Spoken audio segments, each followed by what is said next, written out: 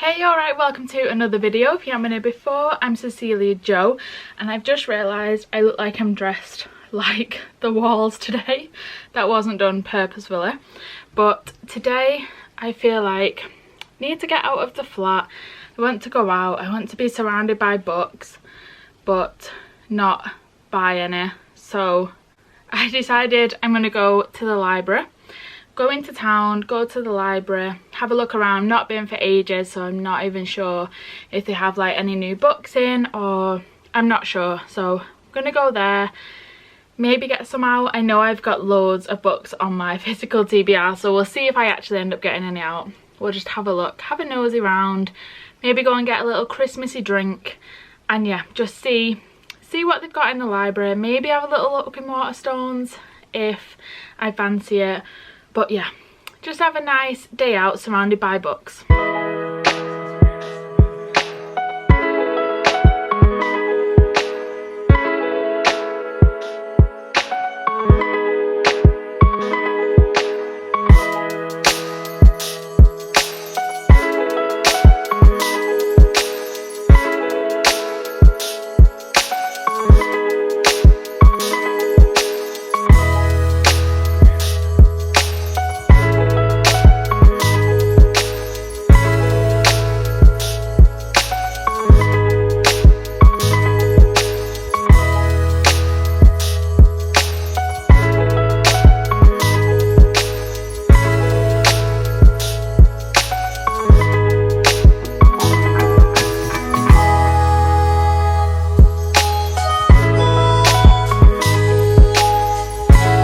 Okay, I am back from my little day out.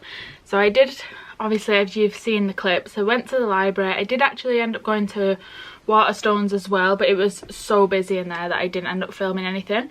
So I got 4 books out from the library, and then I did end up buying one from Waterstones. But to be fair, it's a book that I have no idea why. I just had such a craving to read it, and it's so random, but I just really want to read it, and I can't explain why. So I ended up buying Dracula by Bram Stoker. I feel like I've been going on about it to my boyfriend for ages now, wanting to read it, but I've never read it before. I'm not really usually into like classics. I don't tend to really like them, but I also don't know if that's just in my head that I don't like classics, when actually I've never really tried to read them.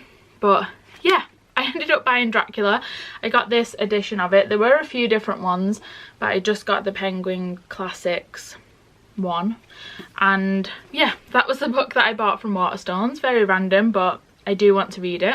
And then, like I say, I got 4 books from the library. So I got this one called The Upper World by Femi Faduba. It looks like this. Mainly I picked this one up because the review on the front says I couldn't put this book down, and it's by Daniel Kaluuya, and I really like him. So it says, time waits for no one until now. A time-twisting, mind-bending thrill ride. I loved it. That's what Holly Jackson said. If you had the chance to change your future, would you take it? Esso is a teenager running out of time and into trouble. When he discovers he has the ability to see glimpses of the future, he becomes haunted by a vision of a bullet fired in an alleyway with devastating consequences. A generation later, 15-year-old Ria is desperately searching for answers. A catastrophic moment from the past holds the key to understanding the parents she never got to meet. When Esso and Ria's fates collide, a race against the clock becomes a race against time itself. I think that sounds so interesting. So I'm looking forward to reading this. I've not seen it anywhere. I literally saw it in the library and purely picked it up because of the review from Daniel Kaluuya, and then I thought the back sounded quite interesting. So yeah, that was the first book I got. And then the next one, I have seen a few people talk about it, but I'm not 100% sure what it's about. But it's called All That's Left in the World. I think the front cover is so cool.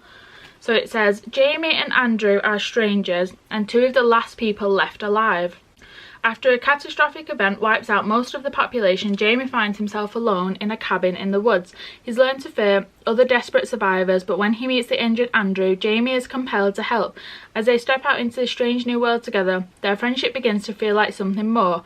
Jamie and Andrew are hoping for safety, for shelter, for community, but ahead of them is a perilous journey through a world torn apart. They don't know what they'll find out there, but they may just find each other. So it sounds like a little romance Walking Dead. That's kind of the energy that it's giving me. On the front it says find shelter, find safety, find each other. So yeah, I don't know if it's going to be like a friendship or like a romance, like a love interest. I'm not sure, but it definitely sounds like it's a little bit like Walking Dead, that kind of thing where the world's kind of gone to shit. So yeah, I'm looking forward to reading that one as well. And then next up we got a little Christmassy one, which I was going to buy, but then I thought I've got too many Christmas books. But then when I saw it in the library, I thought, yeah, let's pick it up. So it's The Christmas Appeal by Janice Hallett. It looks like this. So it says, one dead Santa, a town full of suspects, will you discover the truth? Christmas in Lower Lockwood and the Fairy Way players are busy rehearsing their festive pantomime Jack and the Beanstalk to raise money for the church roof appeal. But despite the season, goodwill is distinctly lacking amongst the amateur dramatics enthusiasts. Sarah Jane is fending off threats to her new position as chair. The fiberglass beanstalk might be full of asbestos and someone is intent on ruining the panto even before the curtain goes up. There's also the matter of the dead body. Who could possibly have had the victim on their naughty list? Join lawyers Femi and Charlotte as they read the round robins, examine the emails and pore over the police transcripts. Will you discover the truth before they do? And will the show go on? Sounds like a little bit of a mystery whodunit. There's a few different types of, like, there's text messages, there's transcripts in it. So I think it's going to be one, like I say, where you have these like emails where you have to figure it out along the way. So that sounds quite interesting and a little bit Christmassy, perfect for obviously this time of year. So yeah, we'll see if it's any good. Bit of a Christmas murder mystery. And then last but not least, we've got Good Material by Dolly Alderton. So I've seen this book in Waterstones so much and I keep meaning to pick it up and I don't know what it is, it just kept stopping me. I think I've seen someone, like one person, say that they weren't really a fan of it and I think that's just stopped me from picking it up. So when I saw that it was in the library, I thought perfect opportunity to not have to pay for it, you know, if I don't really like it. So this one says, every relationship has one beginning. This one has two endings. Andy loves Jen. Jen loved Andy. And he can't work out why she stopped. Now he is 1, without a home. 2, waiting for his stand-up career to take off. 3, wondering why everyone else around him seems to have grown up while he wasn't looking. Set adrift on the sea of heartbreak at a time when everything he thought he knew about women and flat sharing and his friendships has transformed beyond recognition. Andy clings to the idea of solving the puzzle of their broken relationship. Because if he can find the answer to that, then maybe Jen can find her way back to him. Andy still has a lot to learn, not least is his ex-girlfriend's side of the story.